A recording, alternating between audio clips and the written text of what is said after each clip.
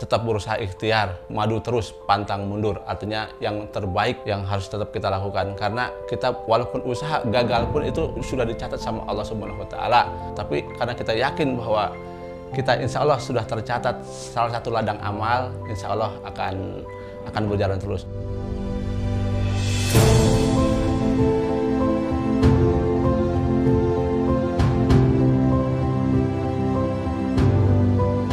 Karyawan saya pernah ada yang beli hampir besar banget, nominalnya waktu itu 25 juta, dan kasih cek. Pada saat besoknya kita cairkan ternyata kosong. Karena memang kosong, kita cepat-cepat kembali ke tempat pembeliannya, ke salah satu rumah di Jakarta ya. Ternyata pada saat datang itu rumah itu sudah beda orang. Karena ini luar biasa, karena waktu itu harga 25 juta itu sangat berarti buat kita. Mungkin inilah salah satu titik terendah, modal kita sedikit tergerus oleh orang-orang yang nakal itu.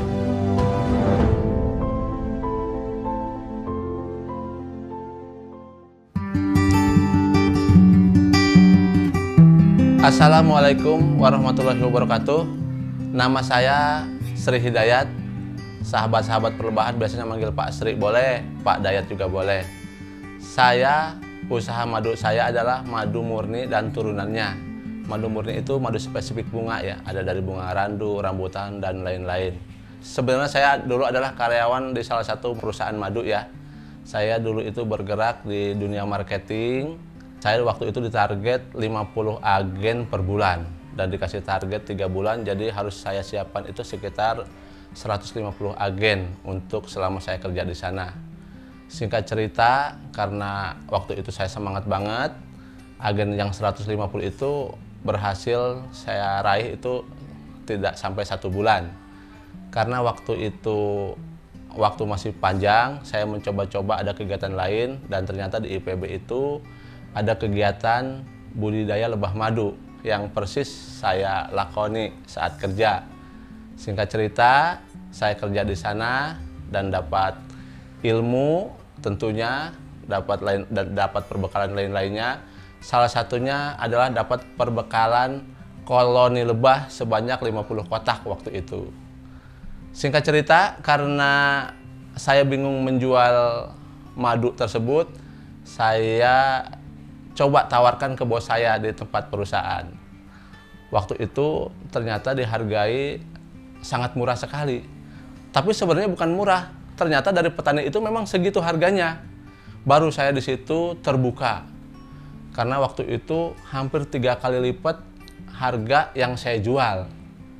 Bagaimana kalau saya coba jual sendiri, tentunya untuk keuntungannya juga akan lebih besar. Karena saya ditarget waktu itu 150 agen dan menghasilkan 30 juta per bulan, tentunya kalau kita bisa menjual produk sendiri, tentunya keuntungan itu akan kita raih sendiri. Dari situlah saya mulai sedikit terbuka pentingnya kita untuk usaha sendiri.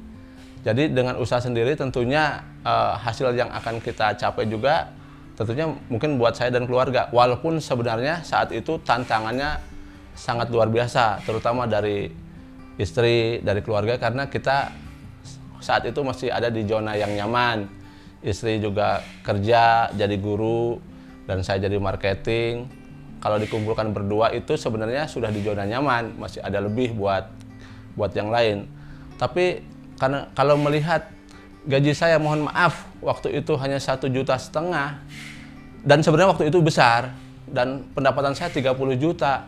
Kenapa nggak nyoba kita jadi nawarkan sendiri, sehingga mungkin pendapatan kita akan lebih banyak lagi. Tentunya dengan saya keluar, kan saya awalnya kan marketing. Saya coba ke agen-agen saya yang dulu itu mencoba produk saya yang baru. Jadi saya sampaikan kepada agen-agen, karena saya memang banyak agen waktu itu, ini harga di tempat perusahaan. Kalau yang punya saya, insya Allah mungkin bisa separuh harga. Kenapa? Karena punya saya belum bermerek, tapi dalamnya insya Allah sama, manfaatnya sama.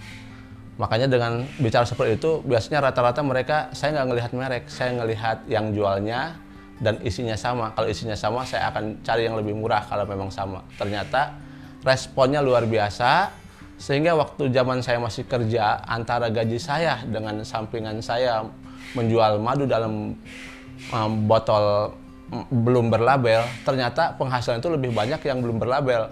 Kalau saya dalam hati saya sampaikan, kenapa saya nggak coba mandiri saja, walaupun memang tadi tantangannya luar biasa, tapi pada akhirnya memang setelah saya mencoba keluar, hasilnya memang luar biasa.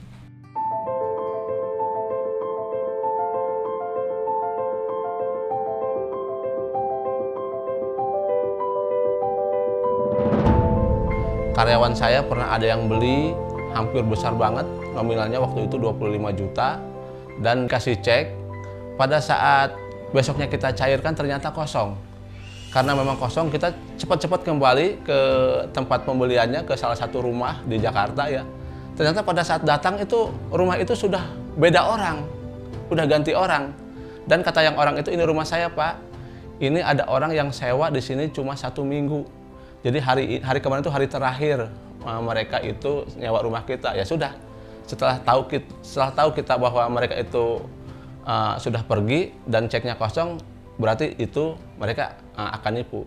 Jadi pembelajaran di sini kepada sahabat perlebahan semuanya, mungkin yang bisnis itu, kalau kita dikasih cek, sebelum barang diserahkan, dicairkan dulu, jangan sampai mengalami seperti ini. Karena ini luar biasa, karena waktu itu harga 25 juta itu sangat berarti buat kita. Mungkin inilah salah satu titik terendah, modal kita sedikit tergerus oleh orang-orang yang nakal itu. Memang madu asli dan murni itu di Indonesia itu memang, maaf, 70% itu banyak yang nakal, sehingga lidahnya itu sudah terbiasa oleh madu-madu yang salah. Pada saat kita kasih madu benar itu mereka malah kok rasanya seperti ini. Jadi butuh edukasi yang lebih lama lagi. Kalau memang yang belum tahu itu memang agak sedikit susah, karena memang perlu perlu lama lah untuk mencicipi itu.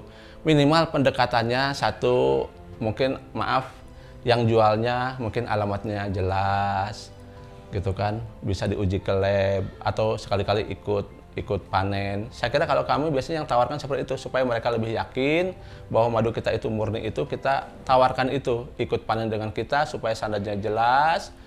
Boleh diuji di lab BBIA, kalau diujinya hasilnya jelek, kita yang ganti.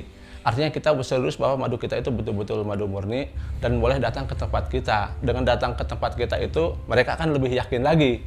Dan biasanya kalau orang yang menjual madu abal-abal itu, biasanya mereka tidak punya tempat. Pada saat kita tanya alamatnya, mereka sudah keringat dingin, itu artinya mereka sudah mungkin ada unsur ke arah nakal. Kalau peternakan madu itu sebenarnya tergantung lokasi ya, tergantung lokasi di mana tanaman itu berada. Misalnya sekarang itu lagi panen madu randu di Jawa Tengah dan Jawa Timur. Jadi lebahnya kita angon, kita gembalakan di sana, gitu kan. Jadi biasanya 2, 3, 4 bulan di sana.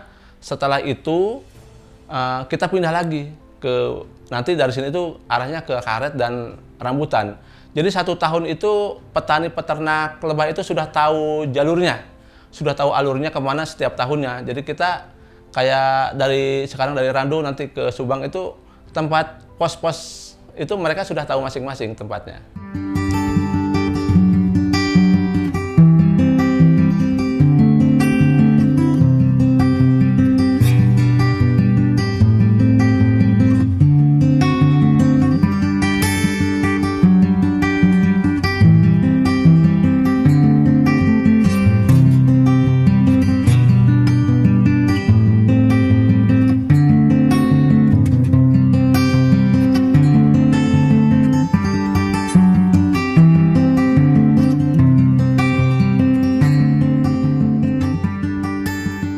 Sekarang zaman serba online, mungkin maaf kalau offline itu banyak sekarang juga perusahaan besar itu yang bangkrut karena mereka tidak bisa memasarkan, kalah dengan online. Karena online itu tidak perlu biaya sewa rak segala macam. Tentunya kita tetap menjalankan offline yang seperti sebelumnya.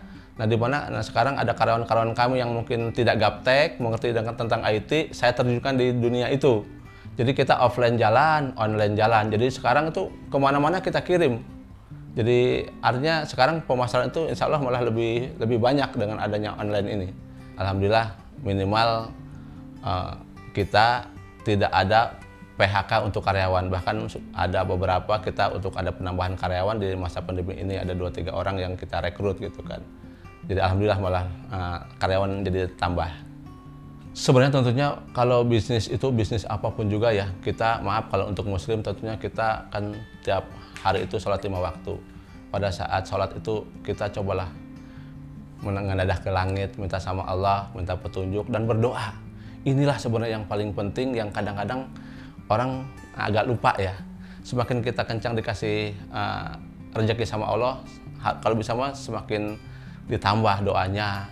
Bila perlu mungkin fakir miskin, anak terlantar, anak yatim yang di lingkungan sekitar ya kita pelihara ya. Di lain pihak tentunya kalau sudah ada agen-agen yang kita sayangi, agen-agen siapapun juga, coba paling penting itu adalah 2 minggu atau minimal maksimal 1 bulan kita kontak kembali. Itu yang penting, karena dengan dikontak kembali itu mereka merasa dihargai.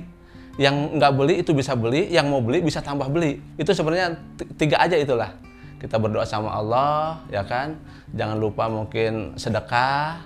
Terus yang ketiganya dikontak kembali agen-agen kita yang sudah belanja. Madu itu dari awal itu sampai akhir itu, maaf, dari pertama madu sampai sekarang itu tidak ada istilahnya turun. Kalau bisnis madu itu walaupun pelan itu tidak ada seperti emas. Dia akan naik terus. Sampai dengan hari ini tidak ada pernah yang namanya bisnis madu itu mengalami penurunan. Yang penting kita konsisten menjaga kemurnian madunya. Dan mungkin usaha lain itu yang penting kita konsisten. Jangan sampai ada yang beli banyak, mutunya dikurangi. Kita apa adanya aja, yang terbaik kita kasihkan kepada masyarakat. Karena memang madu ini memang sebagai penyembuh untuk obat. Jadi artinya kita kasih yang terbaik, jangan diapa-apakan, betul-betul yang kita jual itu betul-betul madu murni saja. Jadi artinya kalau memang tidak bisa maklon di sini, insya Allah kita siapkan semuanya, termasuk perizinannya dan lain-lain sebagainya. Tinggal setor nama saja.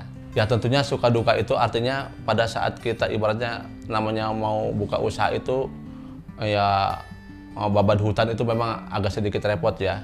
Tadi suka dukanya itu, tadi ada tantangan dari keluarga, tantangan dari kompetitor. Insya Allah kalau kita memang tujuannya ikhlas, insya Allah Allah akan bantu. Yang penting kita betul-betul ini untuk keluarga, untuk menafkahi keluarga. Insya Allah semuanya akan berjalan lancar-lancar saja.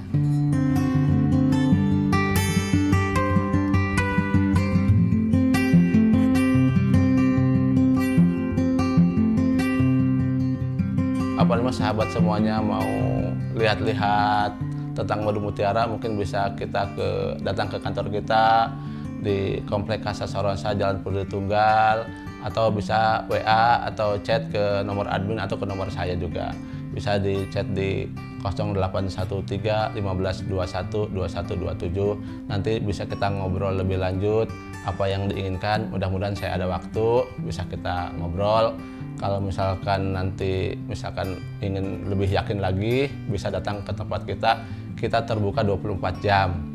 Sahabat semuanya, pokoknya kita tetap berusaha ikhtiar, madu terus, pantang mundur. Artinya yang terbaik yang harus tetap kita lakukan. Karena kita walaupun usaha gagal pun itu sudah dicatat sama Allah Subhanahu wa Ta'ala.